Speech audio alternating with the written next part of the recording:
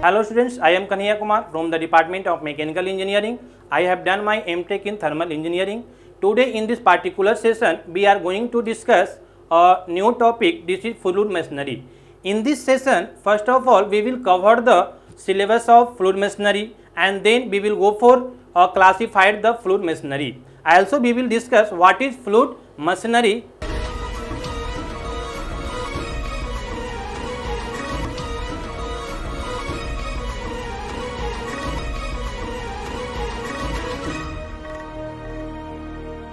Hello students, I am Kanhaiya Kumar from the Department of Mechanical Engineering.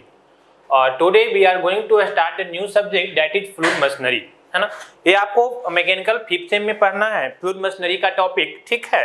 तो ये fluid का ही एक part है। इसके पहले हम लोग फ्लूइड मैकेनिक्स एक सब्जेक्ट देखे थे जो आप लोग 4th सेम में पढ़े थे, ठीक है ना।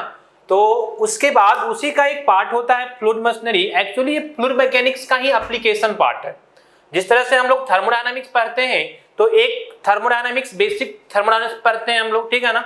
और फिर क्या पढ़ते हैं तो उसी बेसिक थर्मोडायनामिक्स का एप्लीकेशन पढ़ते हैं, जिसमें आपको आईसी इंजन हो गया, पावर प्लांट हो गया, आरएससी हो गया, ठीक है ना। उसी तरह से एक फ्लूइड भी कुछ 2 पार्ट में डिवाइड होता है आपका। एक आपका फ्लूइड मैकेनिक्स होता है और दूसरा फ्लूइड मशीनरी होता है, ठीक है ना। तो फ्लूइड मैकेनिक्स में जो कॉन्सेप्ट हम लोग पढ़ते हैं, डील करते हैं, उसी का एप्लीकेशन पार्ट आप समझिए कि यहाँ पे फ्लूइड मशीनरी में हम लोग देखेंगे, ठीक है ना। तो आज के लेक्चर में हम सबसे पहले introduction part of fluid machinery को देखेंगे, है ना। जो मेरा सब्जेक्ट है उसका इंट्रोडक्शन पार्ट देखेंगे कि आखिर फ्लूइड मशीनरी होता क्या है, वो कहां से डिफाइंड होता है और किस किस कंडीशन में ये आपको डिफाइंड होगा, ठीक है। फिर हम इसको देखेंगे क्लासिफिकेशन कि फ्लूइड मशीनरी का क्लासिफिकेशन क्या है। आपका जो सिलेबस दिया हुआ है इंट्रोडक्शन के बाद हम आपको सिलेबस भी मेंशन कर देंगे डिटेल्स में कि सिलेबस में क्या कौन कौन से टॉपिक्स आपको पढ़ना है, ठीक है। तो सबसे पहले हम लोग देखते हैं फ्लूइड मशीनरी का इंट्रोडक्शन कि फ्लूइड मशीनरी होता क्या है, ठीक है। चलिए आइए देखिए, यहाँ पे ध्यान दीजिए। अगर हम सिंपल वे में बोलें तो कुछ इस तरह से हम लोग डिफाइन करते हैं कि फ्लूइड मशीनरी जो है वो एक डिवाइस है, एक कंट्रावेंस है। कहीं कहीं इसको कंट्रावेंस के नाम से भी आपको डिस्कस किया जाता है। अब फिर हम सिंपली एक डिवाइस बोल सकते हैं कि fluid machinery is a device which is used to transform hydraulic energy into mechanical energy, या फिर इसको दूसरे वे में जो हाइड्रोलिक एनर्जी होता है उसको एनर्जी स्टोर्ड इन फ्लूइड के नाम से भी हम लोग जानते हैं। तो 2 चीजें हैं, ज्यादा बेटर होता है जब इसको हम लोग एनर्जी स्टोर्ड इन फ्लूइड के नाम से डिस्कस करते हैं। इसलिए कि जब हम लोग हाइड्रोलिक एनर्जी बोलते हैं तो सिंपल सी चीजें हमको ये समझ में आती है कि जो वाटर में एनर्जी स्टोर है, क्योंकि हाइड्रो का मतलब वाटर से ही हम लोग रिलेट करते हैं, ठीक है ना। तो वाटर में जो एनर्जी स्टोर है उसको हम लोग हाइड्रोलिक एनर्जी बोलते हैं, दैट इज ओके। बट यहाँ पे जो हम लोग एनर्जी देखेंगे, एनर्जी स्टोर्ड इन फ्लूइड, वो सिर्फ वाटर में नहीं हो सकता है, वो दूसरे फ्लूइड में लाइक आपका गैसेस, एयर, ये सारे में भी हो सकता है, ठीक है ना। तो कहने का मतलब मेरा ये हुआ दोनों चीजें सेम है। आपको अगर hydraulic energy into mechanical energy की भी बात करेंगे तो आपका रॉन्ग नहीं है, वो भी आपका सही है। लेकिन ज्यादा बेटर होगा जब हम इस वे में डिस्कस करेंगे कि एनर्जी स्टोर्ड इन फ्लूइड जो है ना, उसको आपको ट्रांसफर करता है किस में, मैकेनिकल एनर्जी में। किसके द्वारा, फ्लूइड मशीनरी, या कहीं कहीं इसी को फ्लूइड मशीन भी बोलते हैं। आप कंफ्यूज नहीं करेंगे, ठीक है ना। कहीं कहीं इसी को फ्लूइड मशीन के नाम से भी हम लोग जानते हैं, सेम ही चीज होती है।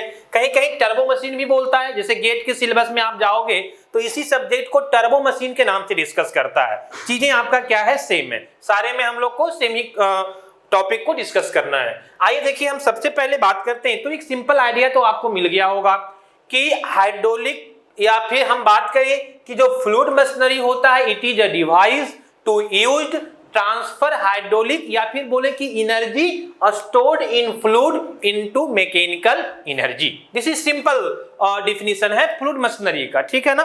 तो आइए देखिए, हम इसी को थोड़ा सा समझते हैं इंट्रोडक्शन पार्ट का कि फ्लूइड मशीनरी होता क्या है।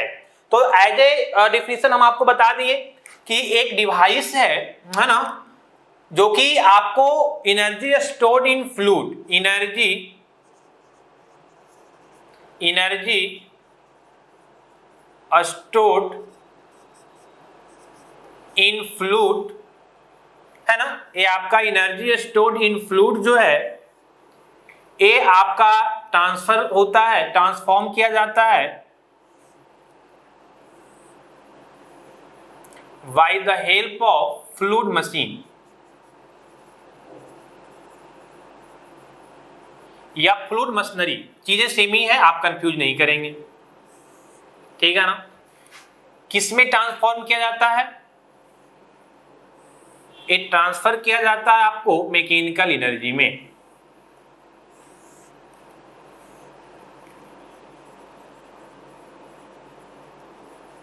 मैकेनिकल एनर्जी, ठीक है ना। या फिर ये भी बोलते हैं कि वाइस वर्सा।